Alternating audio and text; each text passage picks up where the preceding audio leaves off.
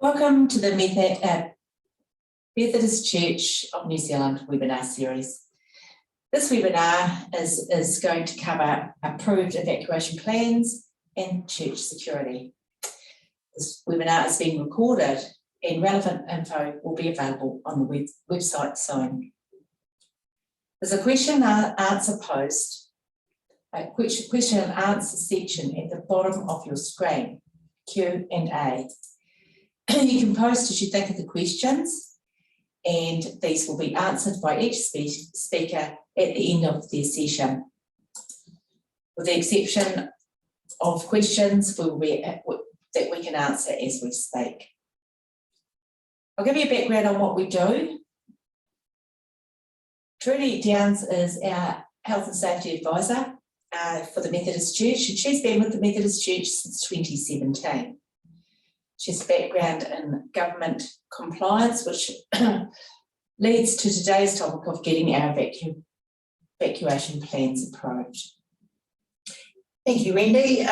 Wendy has been with the church for over 5 years, working in property and insurance, and her background is quite extensive in insurance and investigation work. I'll be starting today and talking about getting your evacuation plan signed off by Fire and Emergency New Zealand.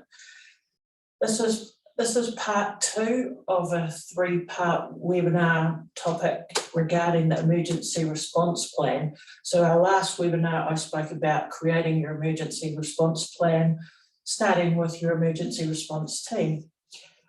Once you have that plan together, we get to the stage here of putting it forward for sign off by Fire and Emergency. This is quite important. They hold a lot of information centrally so that when you dial up 111, the fire truck that comes to your call out or the ambulance that comes to your call out already have a predefined set of information regarding the building, the layout, and where exactly they should be going to.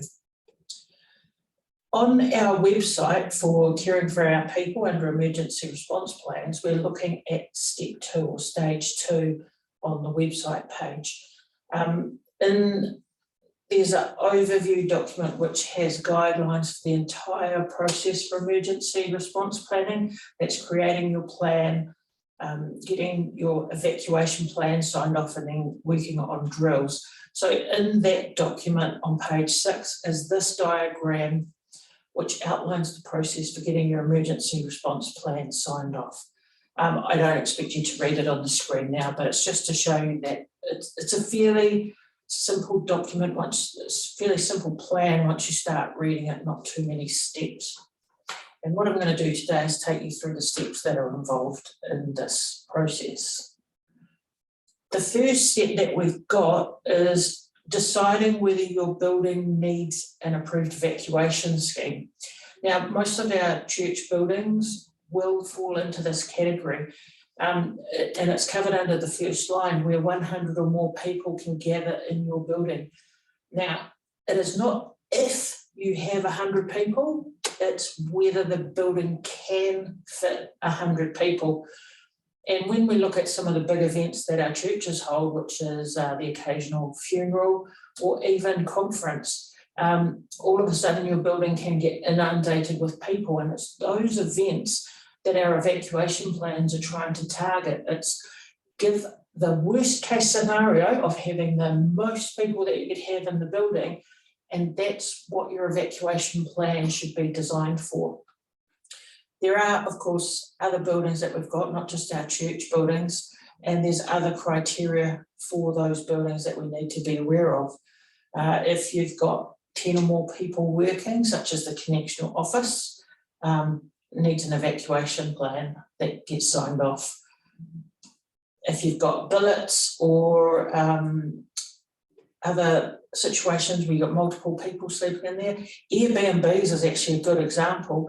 If you sleep more than 6 people, then you actually need an approved evacuation scheme, and that's why you're looking at hotels, motels need approved evacuation schemes. In some of our aged care facilities, they've got above average levels of certain hazardous substances. and their evacuation schemes need to include for those substances as well. And of course, our early childhood facilities, lots of the parishes do have those on board. They need specific evacuation schemes as well. So answer that first question, do you need an approved evacuation scheme? And then you know whether you need to progress through the rest of the steps. With regards to having an approved evacuation scheme, if your building doesn't quite fit into those categories, you can volunteer to still be part of this and go through the rest of the process. This is the page that I'm showing now is the top half of the first page of the application form, and it's to give you an idea of the sorts of information that fire and emergency expect. There's two ways that you can apply for the evacuation approval. One is online. You will need a RealMe logon to access that. RealMe instructions are included on the website. The other option is to download a form and then you'll be able to email it through to fire and emergency. And apart from how you submit the form, whether it's online through RealMe login or whether it's by email, the process runs the same.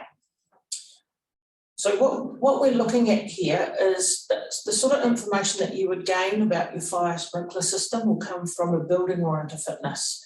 And if you've got a building warrant of fitness, you'll be familiar with the monthly inspections carried out by your independent qualified person, your IQP person, who comes and just checks that all the bells and whistles of your fire safety system work.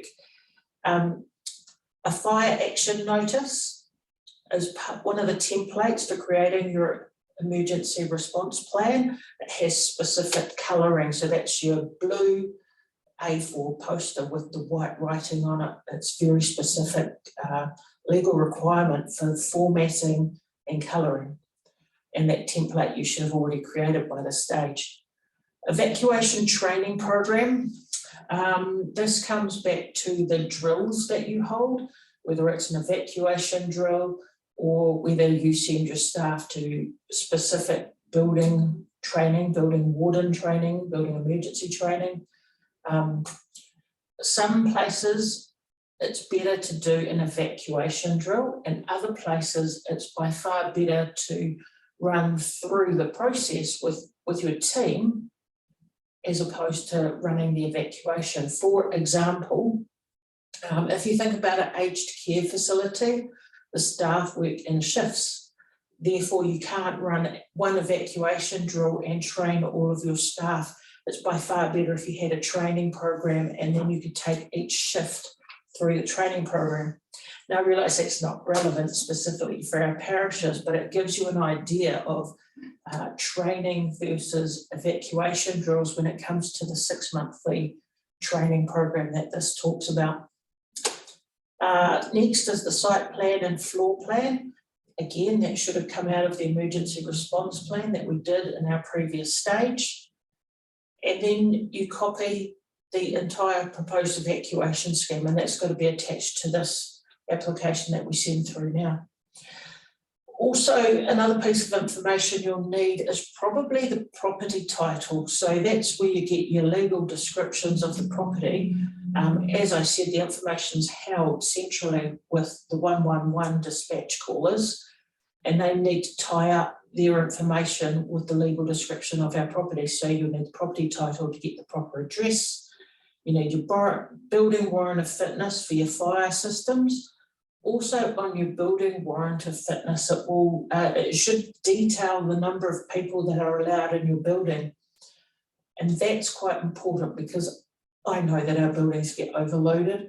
Part of the number of restrictions on our building warrant of fitnesses is partly the facility. So there's a certain number of toilets to service the number of people in the building. And the other one too is the exit points. So if we overload our buildings and our exits aren't designed for that number, we're not going to be able to evacuate the building safely in the event of fire. And so that's the sort of information you get from the building warrant of fitness. So just to go through, here's another way of looking at it. We've created our emergency response plan. We've gathered our information from the building warrant of fitness, our property title, and our previously created emergency response plan. We fill in the application and send it through, whether it's by email or by the RealMe login to the government systems. It gets received, you'll get notification that it's received. If it's all good, they'll send you back a great job, well done. If they've got issues with your application, and there shouldn't be many if you follow the proposed emergency response plan and the other information I've provided on our website. But if you do get feedback for further action, what I have found is it's clearly defined, or if you don't understand it, just bring them up and ask, because this is not a school quiz. They don't want to see you pass or fail. They want to see you pass every single time.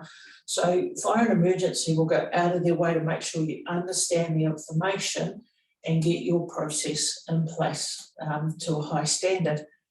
And there's me. If you have any issues with what they're asking you to do, then you can call me up, let me know, and I'll help you work your way through it.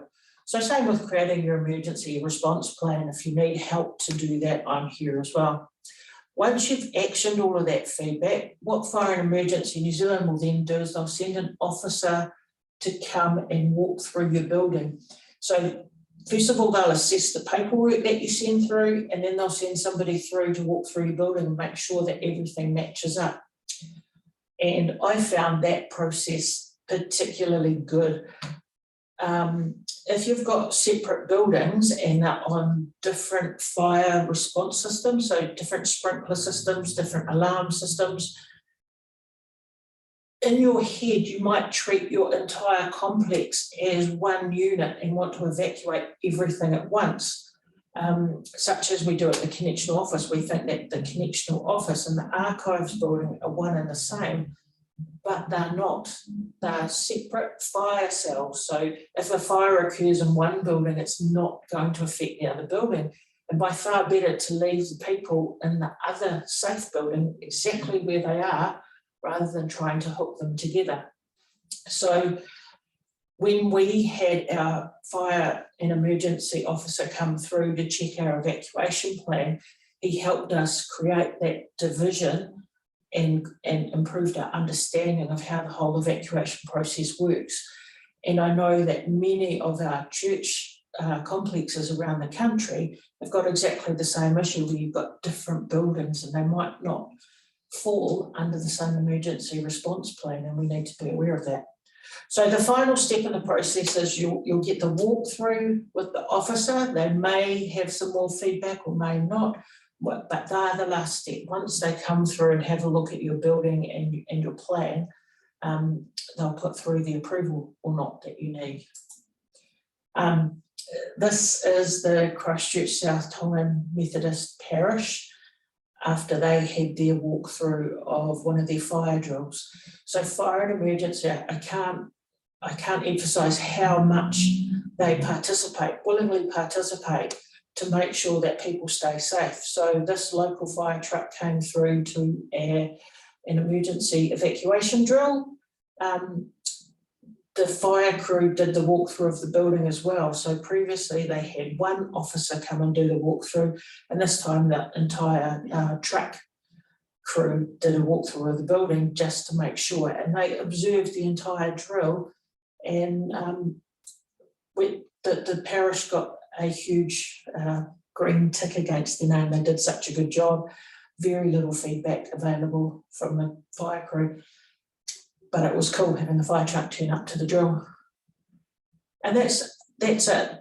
The key thing through this part of the process is just pulling together the paperwork, and nobody likes paperwork, but if you've done your emergency response plan, you've got the bulk of the information. It's just a question of transferring it onto the application form. And that's it. Do we have any questions from anybody?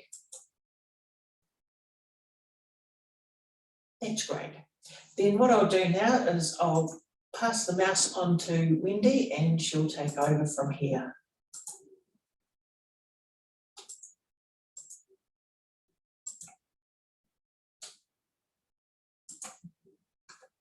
Thank you, Trudy.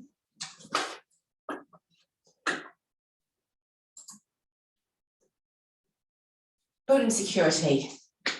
Deliberate acts causing arson or from arson, theft, malicious damage often occur when the buildings are empty, when there's no one around. And the more secure your building, the less likely or the more difficult it makes it for the intruder to make this happen. First of all, we'll speak about perimeter security. So it's important to find a good balance between, the right balance between the openness of the church and security of the perimeter. We don't want to close the church off to the public for one moment, but in saying that, we need to make sure that the perimeter surrounding the building is secure. And the more secure the property is, the safer it becomes as well. So some of the security measures you can take for perimeter security are security cameras. So you could consider installing security cameras that look towards the exterior of the site and beyond. You keep the building itself and all fences maintained. That is very important, that there are quality locks on the gate, if there is a gate, on the doors, and there are deadlocks for doors. Window key locks are very important and very successful in stopping intruders because they're very difficult to open a window fully when there's a key lock in place. And this can only be unlocked with a key. So therefore, even if you could open the window, you can't get those locks open further. Make sure that the keys are removed when the building is empty. This is very important because sometimes, quite often, an intruder can gain entry into a building, but they may not be able to get out with what they want to take. If they've crawled through a space to get in and they want to take your big 52-inch screen or your AV system, it's going to be reasonably difficult to take it out through a small space. So if the door cannot be opened, the windows can't be opened, it's going to make it extremely difficult for the property to be stolen. Ensure there's adequate lighting at night, obviously at night, and that it lights up the areas where people could be hiding, especially when there's areas with bushes, trees, and or there may be little alcoves. If you can shine a light into that area, it can make it less difficult for someone to hide. I always find too that if I park in a car park at night time and then there aren't all that many cars around, it might be a quiet sort of area, I always park as close to a street light as I can. A lot of people like to hide their car and they think they're parking in the dark, but in actual fact, you light your car up, it makes it more difficult for anyone to break into it without being seen. Make someone responsible for the security of the building. This is very important because when you have a number of people taking responsibility, some may presume or assume that someone else is locking up or has locked up, and then a week later when people return, they find that the building is not secure and hasn't been for some time. This is very important, and to make that one person responsible. If you have a number of people that need to gain entry to the building when it is locked up, then have a key register. Make that, it could be the same person responsible for security that's in charge of the key register, but make sure that you know where all of those keys are, who has them, when they're going to use them, and if they need to be returned, that they're signed in and out.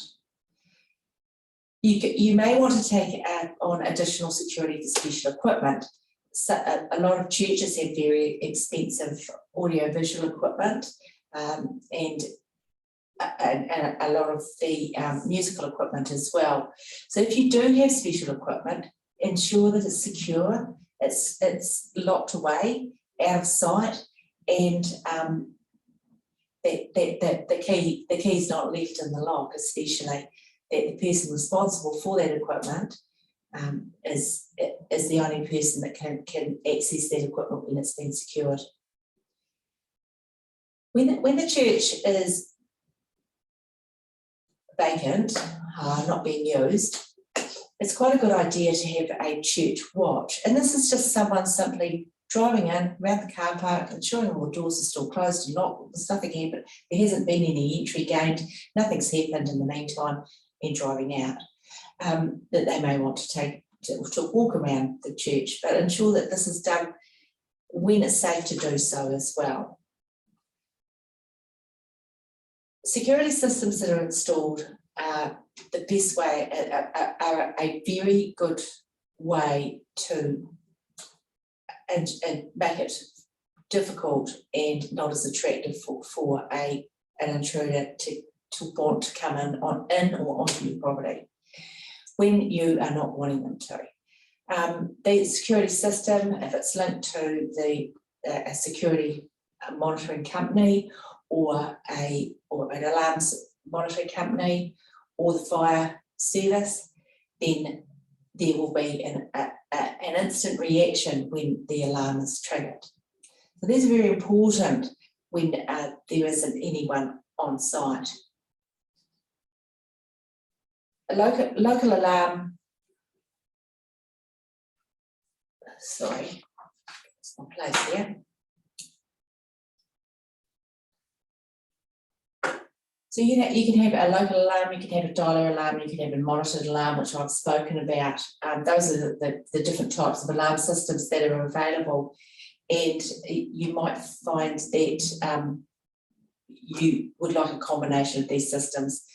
If you are thinking about placing a security alarm system into your building or a monitored alarm system, please remember that the insurance fund will subsidise the installation of a monitored alarm system, and this is to a maximum of $2,000 or 80% of the cost of the installation of the alarm system, whichever is the lesser amount. Protecting stained glass windows. There's two ways, or two of the main ways to protect stained glass windows. And the thing is with stained glass windows is that it's not always easy to get them repaired should they be smashed or damaged, but also you may not, it is expensive, sorry, it is expensive to do so. You're going to have to get a specialist stained glass window glazier in, and they may have to take the window out to repair it and bring it back. Sometimes the colour matching is almost impossible too. There are two ways to protect your stained glass windows, through stainless steel grills. And for those of you that wouldn't like a grill over your stained glass window because it retracts from the beauty of the window, you may decide that you'd like to cover it with a polycarbonate sheeting, which is extremely difficult to smash.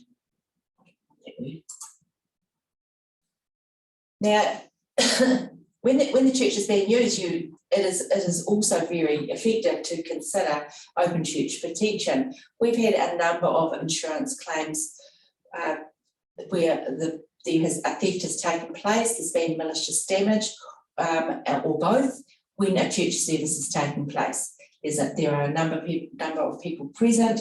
They're in the church. The service is underway, and someone has gained access to the office thinking that no one is going to come in because they were in church. So the best thing is to carry out a risk assessment.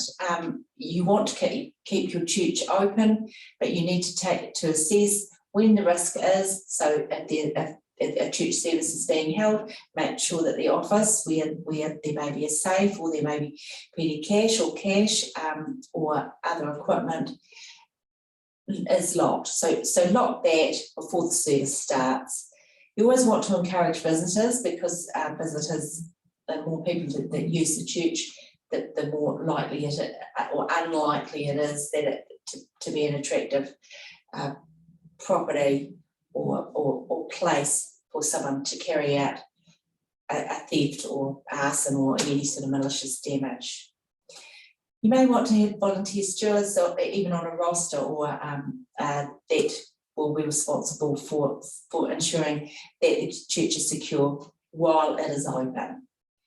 And you could create a secure storage area, as I had mentioned before, for all those expensive items when they're not being used, and audiovisual equipment that isn't securely or secured to the building as such, or wired in and or screwed in.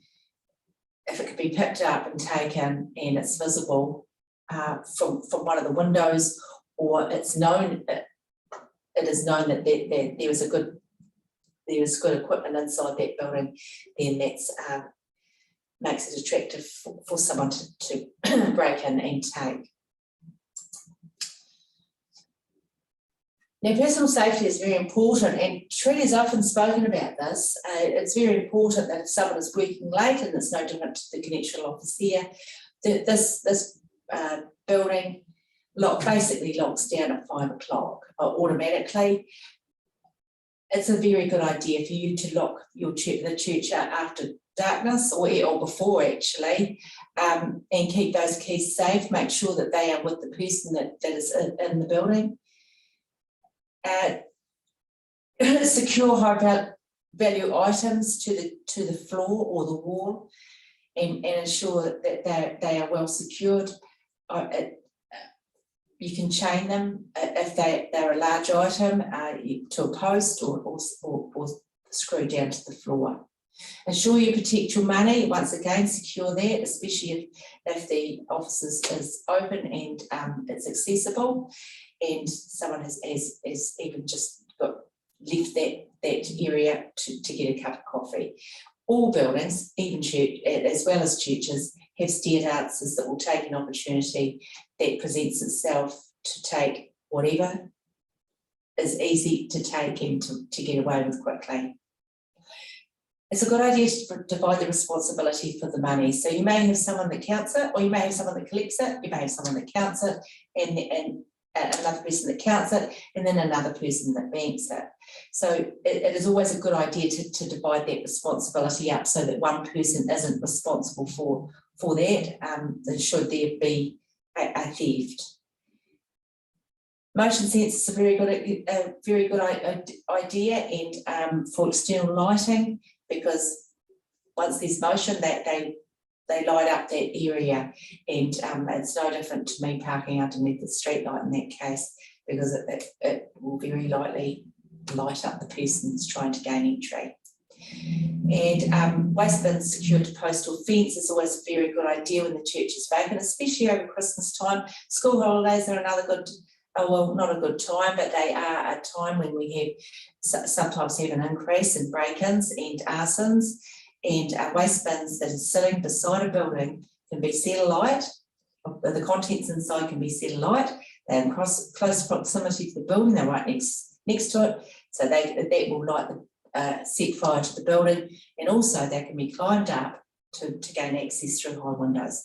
And a lot of times people think that they'll leave an open window, or a window open that's high, because no one's going to be able to get up that high. Well, if you have a waste bin on wheels available, it's better than a ladder, and the fact that it's more stable. So consider the situations where there's a potential for harm, and make sure that you establish the risk and work out how you're going to manage that risk. Arson protection. Arsons are one of the bane of insurers of church buildings and heritage buildings, and buildings that are not always occupied. There are a number of reasons why churches are a target for an arsonist, and one of them is, it may just be that the building has attracted a person seeking shelter, and that they have set fire to the building without, or not deliberately, but they have been in a place where there's no one around, and they can seek shelter in an alcove or an entry to the church. Other reasons are that people may have a dislike for religious organisations. It might be political protest. It could be also someone just wanting to start a fire, because unfortunately there are people that get a great kick out of starting a fire, and sometimes you'll find that they will also be wanting to put that fire out, or wanting to assist to put the fire out, and it's exciting. So they are vulnerable to arson. We've had a number of we've got one claim at the moment that's up in the North Island that has been underway since September. Lockdown has not helped the situation, and also it was an older building that had asbestos, so there have been, and they've been through a number of more than one lockdown. So you'll guess it is in Auckland, and so this has extended the length of time that the congregation has been without their church. The other impacting fact with this claim is that there's a very, very large, almost two-story glass window where the Molotov cocktail was thrown, and that has had to be completely remade. So that is not only expensive, which is why you have insurance, but it's also going to take some time for this to be manufactured. So what can you do? We've spoken about the building exterior. We've also spoken, oops, I need to go back. Oh, well, wait. We've spoken about the building exterior. There's also the building interior. We've spoken about that as well, insofar as ensuring that keys are locked away, keys are not left in locks. You have deadlocks on doors, offices are locked, and someone is made responsible for the keys.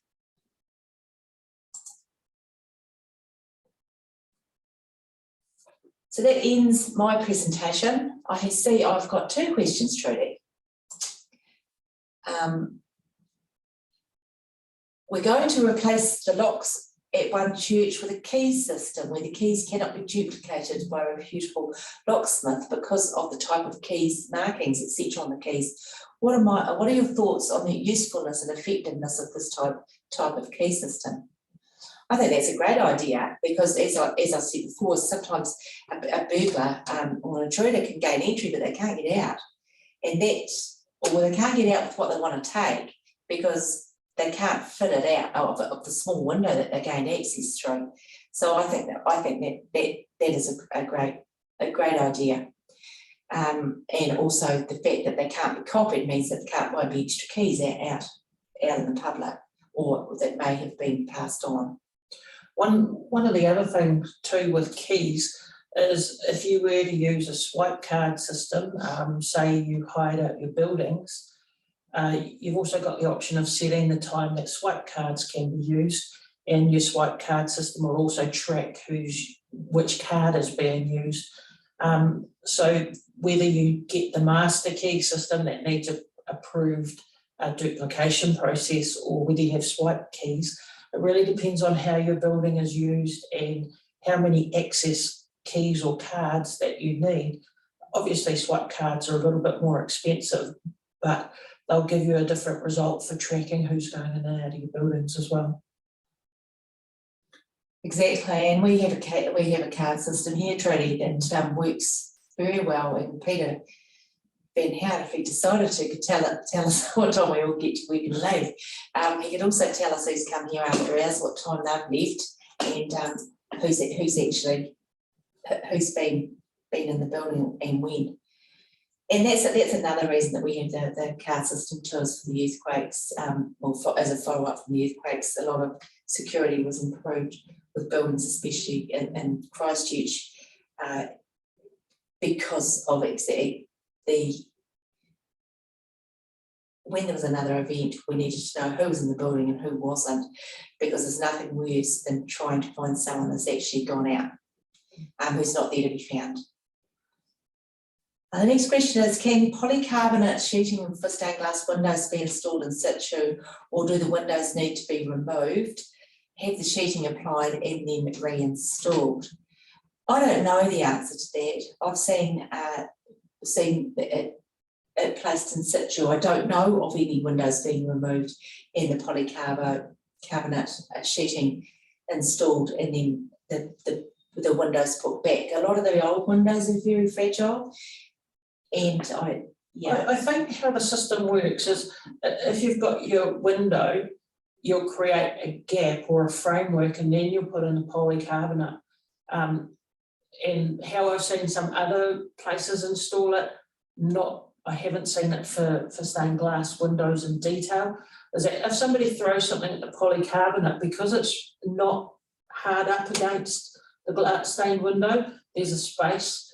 The polycarbonate may have room to bounce a little bit or move, but it's not going to smack up against the stained glass. And that's the idea of putting a translucent layer in front of the glass to protect it. It'll still allow the light to come through and shine through the glass.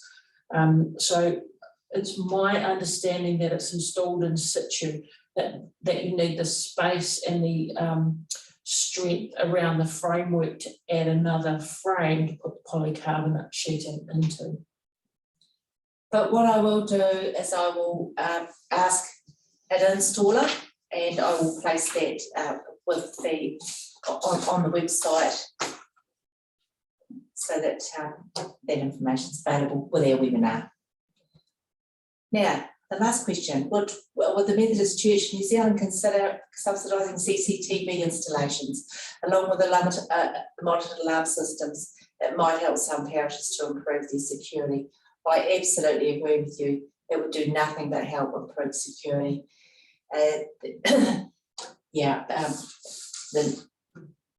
Sometimes we rely on cameras around the surrounding area, which is why the person that actually caused the fire in the Auckland church was caught, and in other situations as well.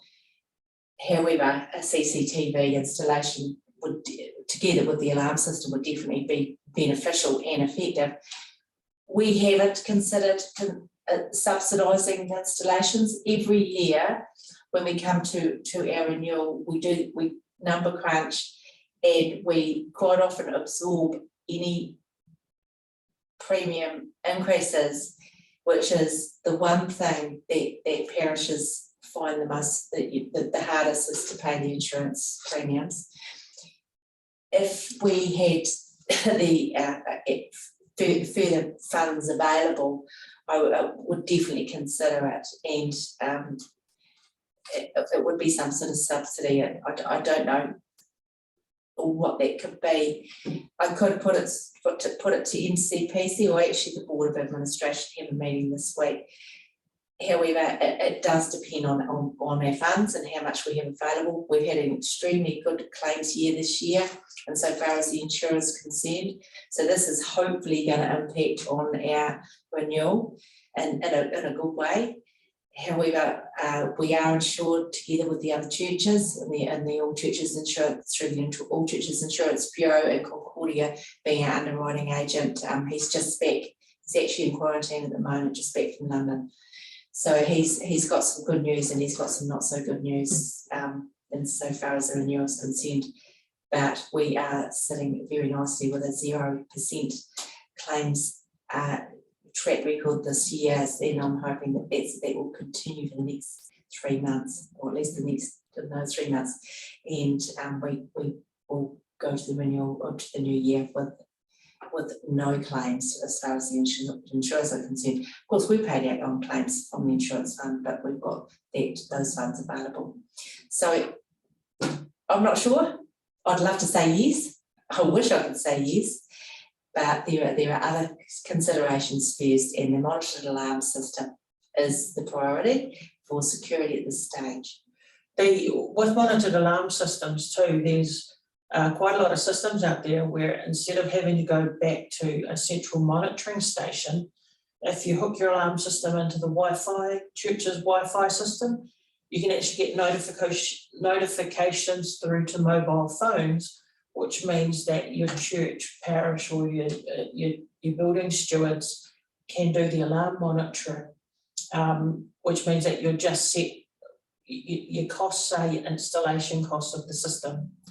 And if you have the hard drive on site, tucked out of sight somewhere safe, you can have motion triggered recordings instead of continual 24-hour recordings, which just take up space. You can set up your own triggers and record around that trigger point to save recording space, and then have it monitored from your phones. For example, if somebody knocks on my door at home, my camera will pick them up and I'll get a notification on my phone. And that's our monitored alarm system for home, and you can do the same thing for churches. It's pretty awesome. Wendy, I've got another question for you. There's actually one here too. Oh, look at that. And the question is, what are your thoughts on lots of combinational PIN numbers? I would like a combination or PIN number lock on my house, actually, because I fossick around with my keys every time I try to get through the door. They're good so long as that the numbers are not shared. And that with a bigger congregation and other people covering for might be just security checks, that those numbers could be shared. So that's always going to be a risk.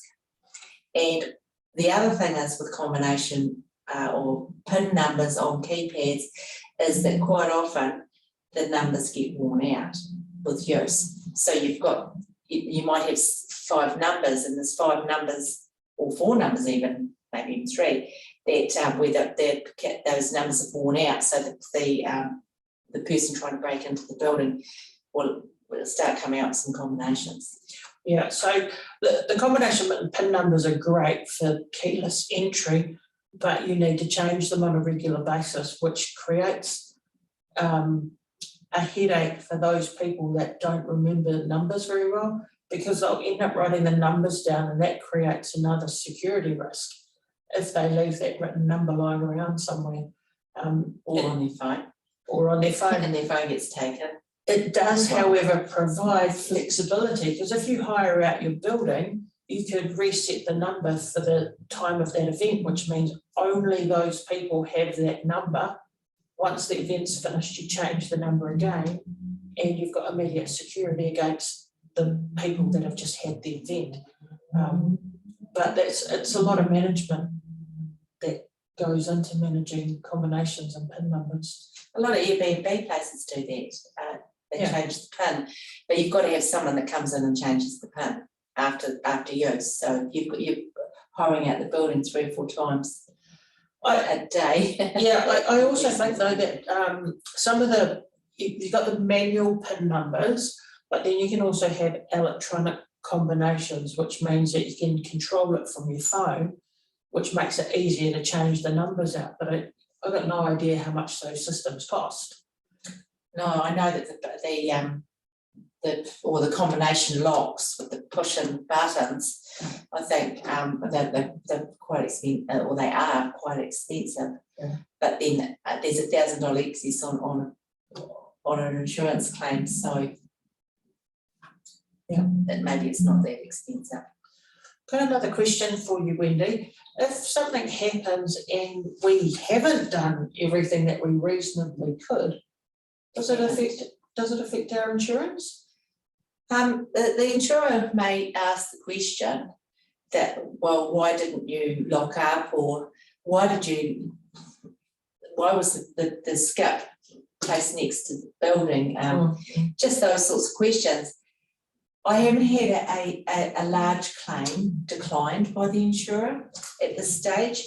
We often would, we do, employ a loss adjuster to go in to assess damage on some claims, because we're obviously not there and they are. but they may say, well, actually, yeah, the person hasn't been diligent, or, you know, this church has not been diligent in the security of their building. And it may be that we would accept that claim, but we won't accept any further claims for that damage. We have never got to that stage, and I hope we never ever do, because I wouldn't like to decline a claim because of someone's mistake that affects the whole congregation. Well, that's great, thank you, Wendy. That's all the questions that we've received so far. Actually, can I just finish? Certainly. Just add something to that too. The other thing is that our underwriting agent is one of his, it was not one of his favourite sayings, but one of the one of the things he does say is people make mistakes. You know, people can make mistakes, and we're not all perfect. You have insurance for when you're not perfect. So if yeah, when things have not been done as we would expect, or as reasonably as what is possible, I believe that the insurance it wouldn't affect the claim, but I do think it's going to affect everybody's premiums if it's a large claim and if we have many. So in either case, the human factor gets taken into account, but it will affect future claims if there's a number of churches not being diligent. Yes. Yeah, and that makes sense. Thank you for joining us this evening. Our webinar program will return in February. We're taking November off for conference activities. We're taking December off for Christmas, and we'll come back in February and resume our webinar topics. Next topics could include obviously the evacuation drills, which is the last stage of the emergency response planning, and a great topic for the end of the year would be insurance renewals. So thank you for your interest in watching, and the recording of this webinar will be made available tomorrow. Ka kite. Thank you and good night.